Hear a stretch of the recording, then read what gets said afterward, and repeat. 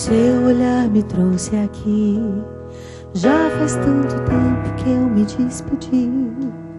Quis outro caminho pro meu coração. Eu quis voar.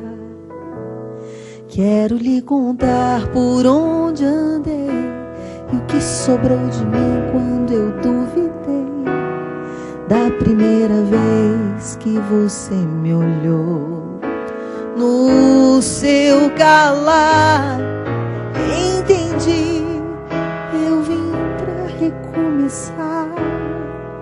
Tenho tanto pra andar e eu só preciso ouvir a sua voz. Eu não quero mais me esconder de mim mesma e nem de você. Ainda há tanta vida por viver. Você me faz capaz quando já não posso mais.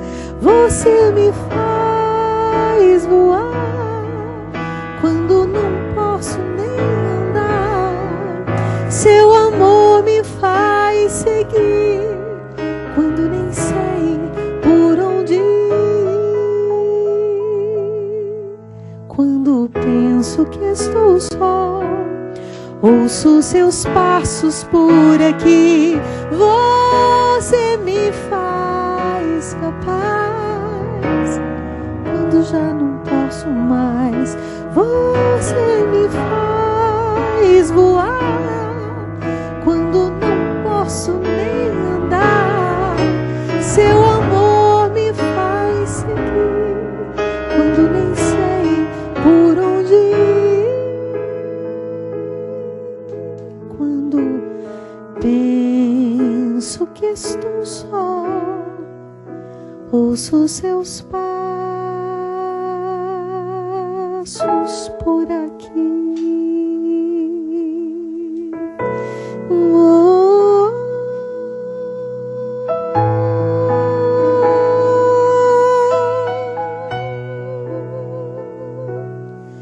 por aqui.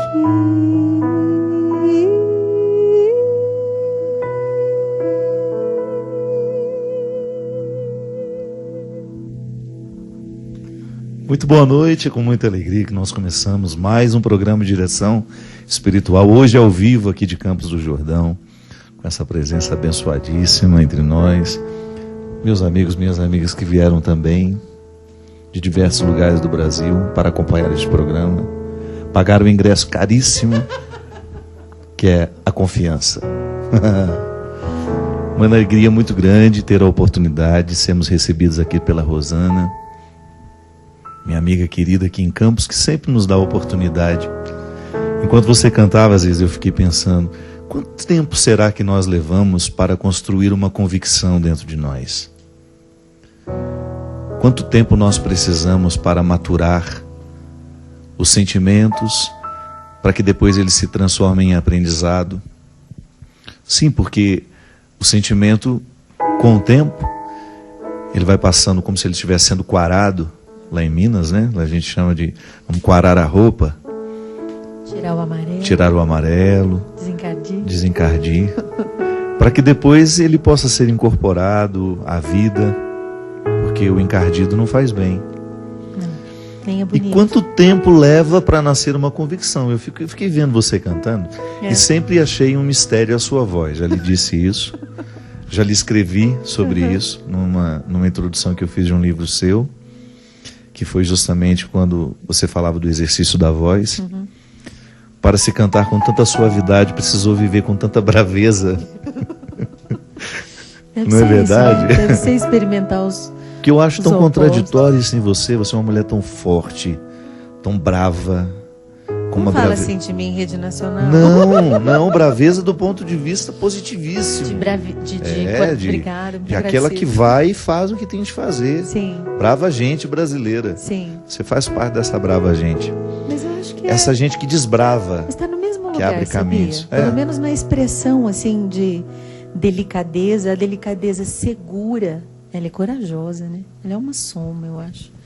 até fisiologicamente falando, sobre a própria voz, o fiato, a voz mais suave de ser feita, é a mais difícil mesmo. É a que tem mais compressão de laringe, mais domínio do corpo, mais domínio do ar. Ela é a mais difícil de sair depois de muito esforço. Ela é fruto de esforço. Por isso que ela é suave, né? É. Muito esforço para ter. É esforço, é domínio, na verdade. É domínio da voz. O máximo, realmente é o mais difícil de fazer com a voz. Porque a potência, ela é explosiva, né?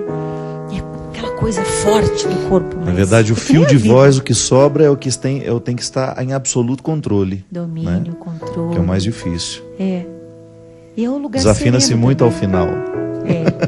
Porque a gente dá uma tremida, né? Bem isso. Muito. E talvez seja o mesmo, não sei, acho que é a mesma coisa na vida. Era aquilo que eu mais escutava quando a Ziza dirigia minha voz quando eu estava gravando. Desafinou no final, eu sei.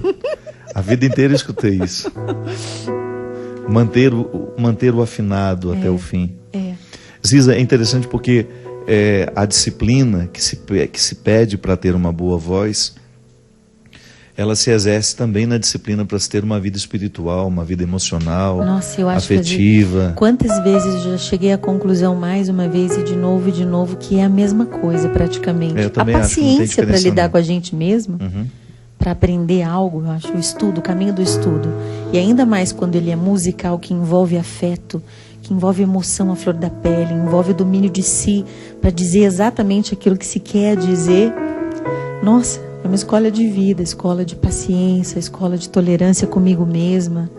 Acho que a cor da voz é realmente a cor da alma, o jeito que está a alma exato naquele momento, no jeito de cantar. Pelo menos eu sempre enfrentei assim, encarei assim. Quanto você precisou duvidar para estar aqui? A música fala disso, né? Muito. Muitas vezes eu duvidei de que essa era mesmo a minha vocação. Eu já abdiquei dessa habilidade por duvidar da minha vocação, duvidar no meu lugar no mundo, mas principalmente duvidar do lugar onde eu sou realmente integrada. Cada coisa está no seu lugar quando eu canto. Não tem coisa melhor no mundo que sentir. Acho que é dar aula e cantar, né? É um lugar onde eu sinto assim, meu Deus, se eu morresse daqui 5 minutos, eu estou exatamente no lugar onde eu devia estar, fazendo o que eu devia fazer, vivendo o que eu devia viver, do lado de quem eu devia estar. É uma sensação muito boa, de ajuste, de segurança, É aquela história que quando a gente realmente encontra esse lugar, a gente está disposto mesmo a perder, a sofrer. É aquela história de que quando você corre porque quer, você não cansa, né? Você não cansa porque você quer correr. E quando você realmente quer algo da sua vida, você não mede o tamanho do sofrimento que você precisa passar por aquilo. É a história do Viktor Frankl, né? Quem sabe para quê, aguenta qualquer como. Então eu acho que é isso. Quantas vezes eu já duvidei desse lugar e hoje eu acho que eu pago um preço alto para não me perder dele, porque eu encontrei. E ele é interno, ele não é fora de mim, ele não é num lugar glamouroso, não é cantando para 1 milhão de pessoas ou milhões como a gente já cantou. Não é andar pelo mundo afora, adoro andar pelo mundo afora para cantar, graças a Deus. Mas é incrível, a gente sabe quando a gente está fora da gente, desajustado da gente mesmo, quando a gente faz muito bem algo ao ponto de enganar alguém. A gente engana bem, né? Assim, só que a gente sabe, a gente é a nossa única testemunha diante de Deus. E esse é um lugar delicioso, eu digo com propriedade hoje, e a minha propriedade é o tamanho de sofrimento que eu tive que viver e aprender e apanhar para entender que esse é o meu lugar no mundo. Esse é o meu lugar no mundo. A pior descrença que nós podemos experimentar é a que nós fazemos interiormente. Quando você percebe que o que você diz ao outro não é uma verdade para você, e o que você ensina você ainda não aprendeu. Que é uma farsa, né? Uma farsa. E ela cansa. Demais. A farsa é pesada. Eu acho que nada pode nos matar mais do que isso. Quando você percebe que todo o empenho da sua vida está justamente no não lugar, no não ser. Falta o conforto justamente de você perceber que a sua atuação está sendo você mesmo. É confortável ser a gente mesmo. Nossa, eu me lembro que não tem muito tempo que isso me ocorreu, quando eu percebi que eu podia ser para o maior número de pessoas aquilo que eu era na minha particularidade. Como isso foi libertador, porque durante muito tempo eu acabei tendo muito receio de mostrar-me ou de ser como eu sou para os meus amigos, esses que estão aqui, que me conhecem na minha intimidade. Que você... Na vida pública é difícil. A vida isso, pública né? Saber sempre essa tem régua, né? Sim, justamente essa régua é muito difícil você encontrar a medida dela. Até que ponto eu estou preparado para ser verdadeiro e me preparar, eu tenho que estar preparado para ser verdadeiro e depois um outro preparo para dar conta de sustentar a minha verdade. Mas sabe o que eu Porque aí penso, virão às vezes? todas as manifestações Talvez a em gente toda essa verdade. Talvez a gente tenha sido educado de que ser sincero é ter que dizer tudo. Não, ser isso, sincero é ter o direito à discrição e escolher exatamente o que deve ser dito em cada circunstância. E eu tenho direito ao segredo. Eu tenho direito à privacidade. Eu tenho direito de que quando alguém me pergunta, eu tenho direito de dizer, não estou querendo te contar. Ué, não é uma pergunta que você nem deveria ter me feito, né? Às vezes o desconforto desse lugar você deixa a pessoa perceber. Se ela perceber, mas sinceridade faz uma cara para ela, né? Ela já vê. É. Mas sinceridade é um lugar de descanso, não é um lugar de esforço. É, verdade. O esforço é a gente manter aquilo que a gente não é, uma força A sinceridade é descanso, é verdade. É, só que a gente entende que sinceridade é ter que dizer Porque é tudo, despretensioso, é muito despretensioso você não precisar criar um aparato para o outro lhe perceber. Não. Você lembra Sou eu, e ponto. Lembra do encontro de Jesus com a samaritana, quando ela tá montada no personagem, né? Sim, ele pede, dá-me de beber, e ela responde, quem é você para me pedir assim, um copo d'água? E ele responde, eu acho sensacional a resposta de Jesus, quando ele disse assim, se você soubesse quem te pede, você não precisaria voltar aqui e carregar esse cântaro tão pesado sempre. E aí começa o discurso, começa o diálogo entre os dois, e ela não precisou dizer porque ele já sabia. Então tem coisa que a gente não precisa dizer porque ele já sabe. Ele foi desconstruindo de uma forma que ela foi ficando à vontade, né? Não foi uma desconstrução afrontosa, que pareceu invasiva, não. Primeiro ele começa a mostrar a ela que ela estava diante de alguém que ela poderia confiar. Isso é fundamental. E a gente sente isso. Porque pessoas, como é que se estabelece aquela confiança? Quando ele pede para ela o que só ela pode oferecer naquele momento. Não tinha mais ninguém ali. Não tinha mais ninguém. Era ele e ela. Ele, ela e o poço. E o poço resguardava aquilo que era o ponto de encontro.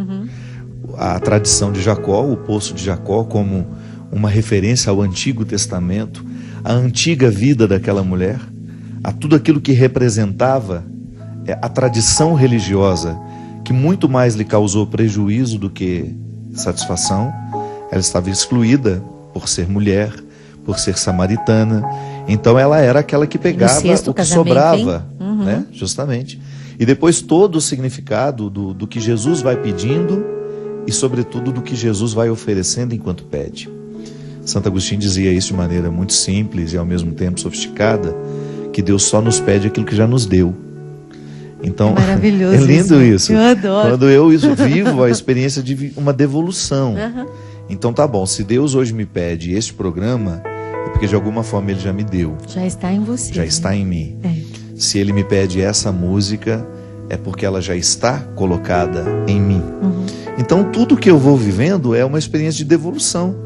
E na experiência de devolução, ou eu experimento a gratuidade, ou eu vou me sentir sempre no prejuízo de estar dando algo o tempo todo. É aquela coisa da reclamação sempre. Justamente. Sempre quem reclama demais faz muita conta, né? E a sinceridade, essa satisfação de ser quem a gente é, que eu acredito ser um fruto do Evangelho. Mais cedo eu e Ziza gravamos um programa e nós falávamos justamente do quanto que o conteúdo cristão facilita a dinâmica da vida humana. Não no sentido de torná-la... não. Quando eu digo facilitar, é possibilitar. Não é tornar mais fácil, é tornar possível. Todos os elementos que eu encontro em Jesus são altamente benéficos a mim. Todos. As instruções de Jesus são benéficas. Eu vejo nessa mulher que você cita, que para mim é um dos encontros mais bonitos da Sagrada Escritura. Eu sou apaixonada por esse trecho. É um dos momentos mais bonitos do Evangelho, justamente porque ali você tem um encontro do Antigo e do Novo, uma representação muito simbólica de tudo que Jesus faz na nossa vida, de todo o contexto legalista, do qual ele vem nos resgatar, e aquela mulher esmagada pela legalidade, absolutamente negada no direito de ser quem ela era. E de repente chega alguém que proporciona a ela o direito de ser quem ela era. Ser livre seja até dela samaritana, mesma, né? seja mulher, mas por favor, descubra o elemento fundamental que vai valorar tudo isso, que até então ela não conhecia, que era justamente o amor. Já tinha passado tantos homens na vida dela e nenhum havia despertado nela essa capacidade de se amar, porque o amor que nos ama de respeito é o mais próprio, né? Justamente, o amor que nos ama é o amor que nos ensina a nos amar. Então essa dimensão tão fecunda de Jesus com ela foi um encontro para proporcionar a verdade. Toda e qualquer mudança que tiver que acontecer depois na conduta daquela mulher, que a gente sabe que aconteceu, precisou num primeiro momento ser amado por ele. Jesus e as perguntas fantásticas, né? Você pode me dar de beber? Esse crédito que eles nos dá sem que a gente perceba. Às vezes a gente se sente convidado para fazer alguma coisa, por exemplo, na igreja, ou no trabalho, ou com alguém, ou para alguém. E a gente sempre tem aquela pontinha de dúvida, assim, ai, será? Eu não dou conta. E aí vem todas aquelas vozes de descrédito, de desconstrução, de levar a gente para um lugar que não é nenhum, né? Eu gosto muito de pensar que ele sempre me pergunta aquilo que eu ainda não vi, que eu ainda não sei, que eu ainda não consegui, mas que ele já viu conseguido, que ele já viu pronto, que ele já viu conquistado. É um lugar que me constrange, é uma pergunta que me faz dizer exatamente isso que a canção diz, que ele me faz capaz quando eu não posso mais. Ele me faz voar quando eu não consigo andar, ou mesmo se eu já tenha feito as besteiras que a gente comentou ali no jantar. Coisas da vida que você pensa. Aliás, gente, nós só estamos aqui por obra da misericórdia. Nós acabamos de comer tanto. Foi um jantar tão bom que eu estou aqui com a sensação de que eu já devia estar dormindo há muito tempo. Mas como tinha o programa e tinha muito tempo que eu estava ausente, eu não posso deixar o povo sem. Aliás, Isa, antes de você continuar esse assunto, eu gostaria que o Christian se apresentasse, porque tem tanto tempo que ele não vem aqui. Mas eu quero que ele fale uma coisa. Contigo. Por favor, leve esse microfone que eu quero que o Brasil agora saiba. Boa noite, Christian. Boa noite, meu De onde amigo. você acabou de chegar? Eu não posso. Fala. Eu fico o ano todo aqui. A primeira vez que eu viajo, ele... De onde você acabou de chegar, Christian? Eu, da Riviera Francesa. Gente, essa criatura vai a Mônaco com a mesma facilidade que eu vou a Tremembé. Não. Com a mesma. Não. É verdade. Essa é Uma a vez no 10ª viagem ano. esse ano, Christian. É a primeira. Ele ainda tem a pachorra dizer uma vez no ano. A pachorra é bem Ué. isso mesmo que você disse. A minha esposa que ganha. Preciso me defender. Ela me leva. Bonitinho, é isso mesmo. Seja bem-vindo, meu amigo. Estamos com Obrigado, saudade, viu? padre. Eu também. Uma Mentira, alegria. você me abandona, fica anos sem aparecer Eu, aqui no né? programa. Tá. Ó, vocês me defendam aí, ó. Muito obrigado pela sua presença, viu, nesse programa hoje aqui especial. Olha lá no fundo, lá no DVD que tá passando, eu e você. Olha lá, gente. Tá vendo lá, ó? A gente não sabe nem pra onde que aponta, porque tá tudo meio torto aqui. Figura. Ô Ziza, essa Sim, fragilidade que vira força, A gente você, só por exemplo, tem tem uma força história se muito assume difícil. fragilidade, Você né? teve uma vida muito difícil. E não é de reclamar, não, gente. Mas a nossa vida não é fácil. Fazer aquela voz de rancor, pessoa rancorosa. Eu não tenho uma vida fácil. Você também não fácil teve. pra ninguém. A vida não tá fácil. Como Não. diz a mãe da Tânia. E o pior ainda está por vir. Gente, a Laíde uma vez me fez rir tanto. A Laíde tá operada. Ela fez assim. É hoje, né? Você para de baixar a cabeça, Laíde, que eu fiquei sabendo que você tá baixando a cabeça toda hora e não pode. Fez uma cirurgia de catarata, Tânia. Encontrei Laíde, já tem uns 15 anos isso. Parei o carro lá na frente, né? E ela veio assim na janela, com aquela cara de Nossa Senhora das Dores. Porque o mineiro, quando dá pra dar aborrecido, é aborrecido de verdade. Aborrece E mesmo. ela estava aborrecida por algum motivo. Então tinha muito tempo que ela não me via, ela não demonstrou nenhuma alegria. Ela já veio, parou na porta do carro, me olhou assim. Disse, Laíde, que saudade, você, como é que estão as coisas? Nada bem. E ficou me olhando fixamente. Aí a pessoa te derruba, né? Nada bem. O que você vai falar? Pode piorar aí. E foi justamente o complemento dela. Mas a gente sabe que o pior ainda está por vir. Meu Deus do céu. Mas a vida, mesmo não sendo fácil, nós não temos rancor com ela. Não. E é isso que eu vejo em você, assim, conheço a sua história, sei o quanto ela já foi difícil, e sei que muitas pessoas que nos assistem, que também passaram por dificuldades, por lutas, também gostam de enfrentar a vida sem rancor, o que eu acho que é uma sabedoria. Toda vez que eu metabolizo o acontecimento e jogo fora o que não valeu a pena e absorvo os nutrientes emocionais, espirituais, históricos, eu estou me beneficiando, né? A construção dessa força na fragilidade é sempre tão contraditória, Ziza. Eu não sei, não sei te explicar onde foi, em qual momento que Deus me fez forte. Mas eu sei exatamente que sem assumir minhas fragilidades e aonde eu sei que eu sou limitada, eu não sei ser forte direito, porque vai ser talvez uma força falsa, né? Uhum. Mas uma coisa que eu aprendi, e eu acho que tem sido talvez o melhor remédio que eu tenha tomado na vida. Quem tem posto a mão no arado, não olha para trás. E eu entendi que eu não tenho que ficar olhando para trás. Eu tenho que reconhecer a minha história, eu tenho que escrever a minha biografia com dignidade. Eu tenho que assumir quando eu vou me lembrar rindo de mim mesma, das besteiras que eu já fiz, como algumas que a gente comentou há pouco. Várias. Não fale assim, meu padre. Mas eu não tenho o costume de ficar lamentando um erro que eu cometi ou alguma coisa que não deu certo. Mas eu entendo tanto que é para frente a direção. Eu levo a sério mesmo isso do Evangelho. E às vezes eu até esqueço de coisas que eu deveria me lembrar para me proteger mais, ou de coisas, ou situações, ou pessoas que já me fizeram mal. Mas eu prefiro andar para frente, prefiro ser movida à esperança e prefiro ouvir de verdade esse movimento micro, às vezes, da minha alma, dizendo que às vezes eu não devo passar o tempo de um credo do lado de algumas pessoas. Mas não significa que eu não devo amá-las. Amar é uma obrigação, gostar é uma opção. Então amar é dar a vida por alguém, mas não conviver. E não é com todo mundo que eu, né? Isso, eu não sou obrigada a ter simpatia ou gostar, ser queridinha, sabe Falciane, sabe, né? Não, eu não sou obrigada a isso não. Agora, o amor é um mandamento, porque ele é uma opção que me deixa livre. Porque o amor é o respeito. Essa dimensão que nos é obrigatória por um mandamento, é o respeito pelo outro. E às vezes o respeito é deixar o outro ir. Justamente. Porque às vezes a gente vive... Sei quem ele é. Ele é diferente de mim, eu não vou interromper isso, apenas não participo. Ou ele faz se ele escolhas quiser sair que não da são minha as vida, minhas. eu preciso dizer, vai com Deus. Se voltar... Como dizia Roberta Miranda. Como é que é? Vá com Deus. Vá. O amor já está. Vá com Deus. Mas e não é?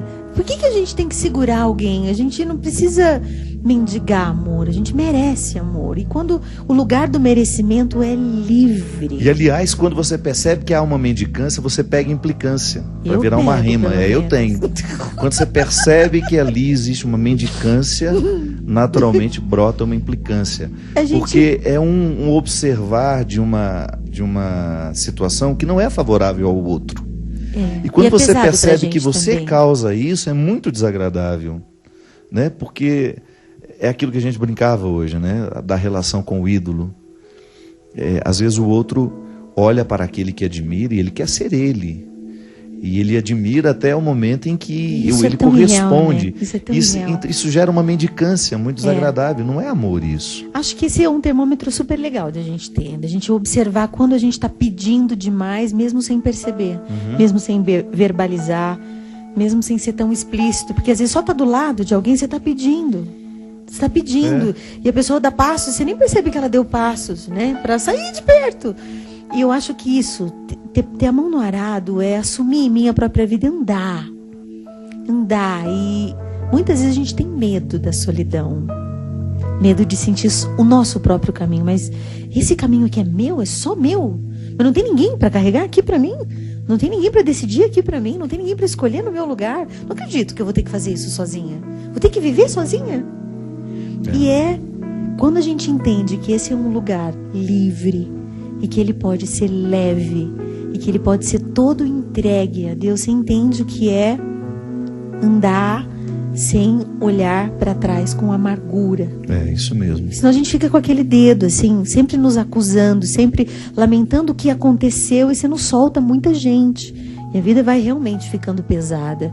E o peso da vida não é a gente mesmo.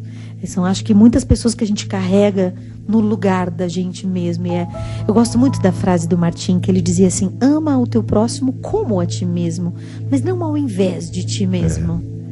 E acho que esse foi o jeito que eu entendi de transformar o sofrimento em voz leve, transformar as dores de casa, ou os erros da família, ou as dificuldades de saúde, de tantas, eu não sei nem dizer quais, transformar em música, transformar em beleza, transformar em leveza, porque eu disse a Deus que eu não queria abrir mão da minha feminilidade, que eu queria ser mulher de verdade, que eu não queria ser uma cristã fake, que eu queria que a mesma pessoa que entra na minha casa e senta no sofá e come uma bacia de pipoca assistindo Netflix, é a mesma que está aqui do lado do meu amigo, do lado de tanta gente querida.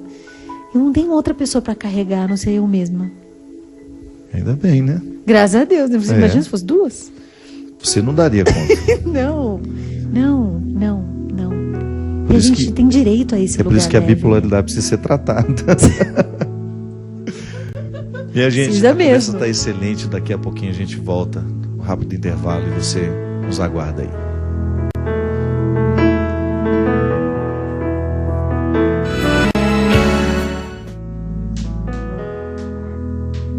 Estamos de volta com o programa Direção Espiritual. Muito obrigado a você que nos acompanha. Essa oportunidade que nós temos de estabelecer um vínculo, de falar de questões que são tão pertinentes, que nos tocam. Muito obrigado pela oportunidade, pela confiança que você me deposita. Minha gente, dia 22, primeiro não está aqui, mas dia 20, próxima terça-feira, eu estarei no maior São João do mundo, Campina Grande. A partir das 20 coisa horas. Boa. Você já foi lá na festa, não? Não. Você não faz ideia. Eu não faço. Alô, Campina Grande, o papai está chegando. Campina. Prepare a pamonha, mas sobretudo o coração, que vai ser uma noite de muitas bênçãos. Nós estamos preparando um show muito especial para a festa.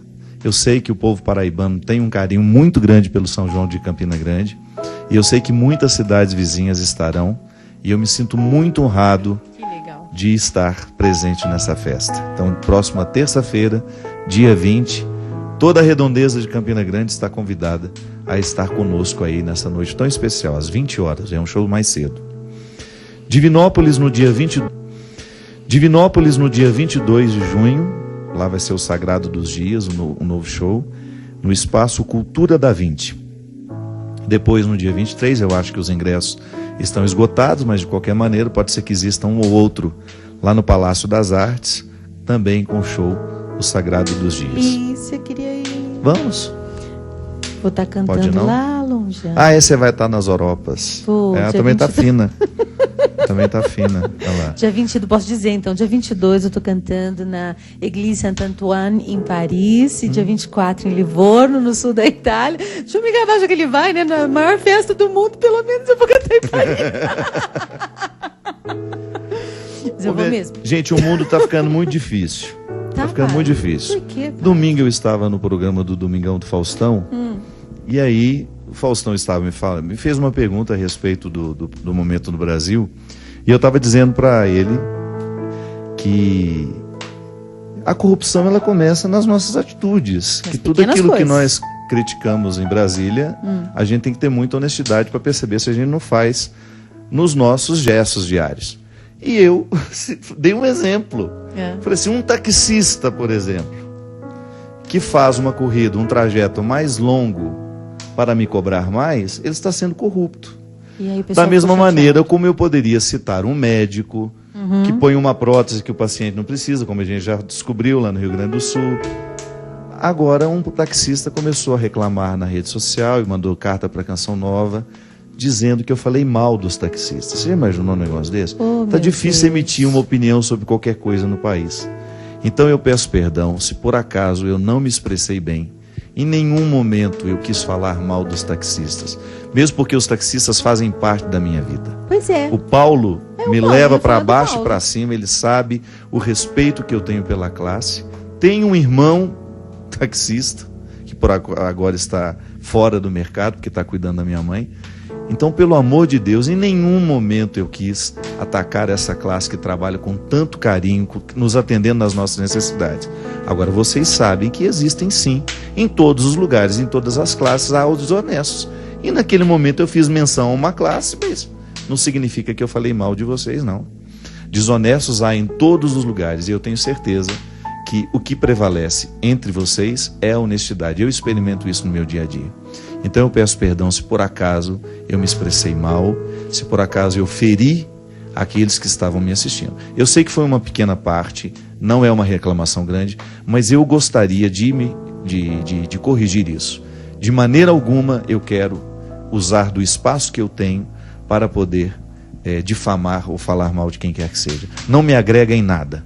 Agora eu continuo no direito de dar as minhas opiniões e dar os meus exemplos, sem achar que possa estar agredindo alguém. Não foi pessoal, foi um exemplo genérico. Imagina, né? Eu disse que se um taxista, o que acontece?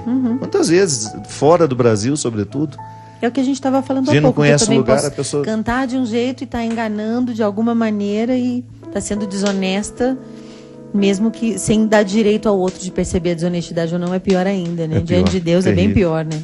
Vizinho, nós estávamos falando aqui de superação. Hoje nós temos um amigo meu. Vem cá, meu amigo, por favor. Vem cá, por favor. Seu celular vai cair. Fica nervoso, não. Fica nervoso não, pega. Senta aqui comigo, aqui, ó. Igual nós nos sentamos lá em São Paulo naquele dia. Presta seu microfone um minutinho, Ziza. Esse menino aqui, Ziza, que é grande, mas é um menino para mim, porque ele se tornou um irmão. Quanto tempo tem aquele nosso encontro em São Paulo? 2 anos. Pode falar aí no microfone. 2 anos. Giovanni foi com a Andréia, que é uma grande amiga minha. Giovanni era então esposo da Cíntia, hoje estão separados, mas são amigos. O casal, que já tinha uma filha, a Maria, recebeu a Antônia, que veio com uma síndrome. Como é que é o nome da síndrome que ela tinha, Giovanni? Síndrome de Edwards. Edward. E a mãe dele levou ele para mim. Eu conheci esse menino lá naquele dia, porque ele era um pai que estava em absoluto estado de desespero, porque o médico tinha dito assim: sua filha pode ser que ela viva 1 semana. A previsão era essa, né? Não passa da gravidez, não, depois 1 semana. Aí passa 1 semana e diz, não, tem 1 mês. Aí, não, aí passou o primeiro mês. Aí eu falei assim, putz, agora tá bem, né? Então daqui a pouquinho a gente vai para casa. Aí não, tem a primeira fase da vida. Fase da vida? Como assim primeira fase da vida? Não, são os primeiros 3 meses. Eu falei, não aguento mais. E assim foram 2 anos. 2 anos e meio. 2 anos e meio. Quanto tempo? 1 mês? Tem 1 mês que a Antônia se foi. E para mim foi uma experiência de ver de perto um sofrimento que foi redimido aos poucos. Eu vi nesse menino, na Cíntia também, a esposa dele, ex-esposa, uma luta, uma resignação. Eu nunca vou me esquecer naquele dia que nós estávamos lá dentro da UTI, a Cíntia com ela, a Antônia, foi quando, numa das muitas internações, que boa parte da vida dela ela passou No hospital. Ficou bastante tempo. por bastante tempo. E o processo todo de ser assim, não sabemos quanto tempo nós temos, porque foi justamente o motivo que o fez me procurar lá naquela época como padre, né? Hoje nós somos irmãos, mas naquela época ele me procurou como um padre. A mãe dele o levou para que eu pudesse ser padre para ele. E foi interessante porque, vou dizer, Giovanni, eu não tinha essa intimidade toda. Giovanni, eu não sei quanto tempo a Antônia terá, mas nós também não sabemos quanto tempo nós temos. Nós estamos na mesma situação que ela. Claro, ela com uma doença, uma síndrome que evidencia mais essa partida. Mas para mim, esse menino se tornou um exemplo de superação, de luta, pela capacidade que ele teve de ser pai de uma criança tão frágil e que provocou tanta força nele, tanto em você quanto na Cíntia. Eu percebi que a Antônia passou pela vida de vocês e modificou tudo, modificou o jeito de vocês sentirem, o jeito de vocês viverem, de pensarem, tudo. Obrigado, meu irmão. Obrigado pelo seu testemunho. Eu acho que vocês estavam falando, eu não seria capaz antes da Antônia, assim como muitas outras coisas, mas acho que foi a primeira vez na vida que eu vi assim, devolver para Deus o que Ele te deu. Né? Então, até chegar o momento, eu ficava me perguntando, assim, a gente se perguntava, né, como vai ser no momento, por mais que a gente não queira admitir que tem que ir. E depois só parando para ver o que foi a Antônia, o que é a Antônia na nossa vida, para a gente saber assim, não, a gente está devolvendo um presente que a gente teve, um presente que poucas pessoas podem ter. Então muda muito a visão daquela primeira semana que você está desesperado, você não quer muito aceitar, assim, você quer entender o porquê e quer saber um tempo que você tem. E foi no dia que, assim, o que eu guardei muito para mim foi o maior pecado do ser humano pode ser a relação dele com o tempo, né? Então, não foi ontem o seu dia com a Antônia e não vai ser amanhã, é hoje, né? Então, e ela tá comigo aí até hoje. Obrigado, meu filho, obrigado. Pode voltar pro seu sossego. E você não sabe o que ele fez. Alguns dias depois, após a morte dela, eu até publiquei no meu Instagram um texto que ele escreveu para Nossa Senhora. E nesse texto ele pedia que Nossa Senhora fizesse por ela a continuidade da vida. Leve a Antônia para pisar na areia do mar, para pular as ondinhas. Leve para fazer tudo aquilo que os limites dela não permitiram. Você sabe, Ziza, que foi uma das coisas que mais me tocaram na vida. Olha que eu já li muita coisa. Eu disse para ele: devolver a Deus o que nós amamos com tanta gratidão é tão difícil, é tão nobre. Quando ele devolveu essa criança, essa ternura de pedir que Nossa Senhora fizesse. Se você não viu, entra lá no meu Instagram e dá uma olhadinha. Procura lá para baixo. Lindo o texto. O texto é arrebatador. Dando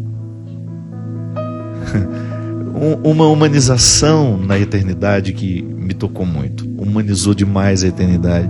E fez justamente com que tantas pessoas que sabem a dor de perder um filho, é isso mesmo. Como nós temos... Como é difícil perder, como é difícil deixar ir embora aqueles que nós amamos. Mas ao mesmo tempo, como isso nos fortalece no momento que a devolução é feita e você começa a encarar a vida, a aceitar o desafio de estar aqui, de ter que encaminhar os sentimentos e as questões. Tem sentido para seguir. Me dá vontade de cantar. Você me faz capaz quando já não posso mais. Você me faz voar quando não posso nem andar. Seu amor me faz seguir quando nem sei por onde ir. Quando penso que estou só ou que perdi, ouço seus passos por aqui. Tomás de Aquino não, São João da Cruz dizia que o que nós podemos conhecer de Deus são as pegadas de sua ausência. Alguém nos diz que Ele está no jardim, você abre a janela para vê-lo e você percebe apenas as pegadas. Toda vez que o sofrimento nos visita, Ele também nos deixa essas pegadas. Deixa. Toda vez que nós somos visitados pela dor, E você como não essas sente? pegadas nos ajudam a viver depois, Isa? Mas você não sente que quando... Giovanni pode falar mais até que a gente, mas é um lugar onde Deus fica tão perto. Porque a gente se deixa tão real na mão dele. Tão do jeito que a gente é mesmo. É difícil soltar, é difícil perder, é difícil entregar. Mas quando a gente entrega, esse é o nosso lugar. Esse é o nosso lugar. É um lugar difícil. Há 1 ano só perdi meu pai. E eu não entendia que dor que era da morte. Eu não sabia que dor era essa. Nunca, não tinha sentido. Mas eu posso dizer que a minha vida mudou depois. Nunca mais eu fui a mesma. É verdade que ele disse que o tempo é agora. E a ansiedade é uma tentação diabólica. Que a gente tem que ficar aqui agora. A ansiedade me leva para frente ou para trás ou para algum lugar que não é agora. E é por isso que a dor é tão sagrada. E o sofrimento é tão... Ela quebra o passado e o futuro, né? A dor é só agora. Ela planta a gente aqui agora. Bendito ser humano que entende que a dor é o único caminho de amadurecimento. A gente não amadurece, não dói. É incrível, a gente não sabe crescer sem ouvir o não ou sem perder, sem deixar ir. A dor tem que ser nossa amiga. É difícil. Mas esse é o lugar sagrado de estar em pé. Isso é estar em pé diante da cruz. Eu acho que são dos momentos que eu me sinto uma mulher mais bonita, mais inteira, Mais verdadeira. É quando nada em mim diz mais do que deveria dizer. E é quando dói. É quando eu canto melhor, é quando eu amo mais. É quando eu me renuncio e deixo ir. A dor é sagrada, Padre. Eu experimentei isso muito quando, dentro de uma UTI em Belo Horizonte, eu visitei uma menina, Carol, que estava prestes a morrer. Uma moça bonita, Ziza, como bactéria, uma super bactéria devorando o seu organismo, a sua imunidade, sua vida. Eu olhei para aquela moça e foi interessante porque estavam na porta da UTI a tia e o namorado dela, e eles me pediram que eu fosse lá dentro. Eu estava atrasado e eu ingenuamente falei assim, eu posso voltar amanhã? Eu tinha acabado de sair para visitar uma pessoa amiga. Aí eu percebi no rosto deles que talvez não tivesse o amanhã. Aí eu entendi, não precisei perguntar. Tá bom, eu vou voltar lá agora então. Aí vesti uma roupa toda especial, porque ela estava numa ala de doenças contagiosas. E quando eu cheguei lá, aquela menina, tão desprotegida, tão bonita, tão sem os acessórios que faziam parte da vida dela, só aquele pijama do hospital. Mas eu me reportei ao closet dela, sabe? Aos sapatos, aos vestidos, às maquiagens. Eu sabia que aquela menina tinha tudo isso, mas naquele momento, nada poderia salvá-la. Ela não precisava de nada, de todos aqueles acessórios que certamente ela tinha, que estavam em casa. E ela me olhou, Padre Fábio? Eu falei, sim, Carol. Aí ela se assustou por eu saber o nome dela. Aí ela olhou na direção da porta e falou assim, foram eles que falaram para o senhor vir aqui? Eu falei, sim.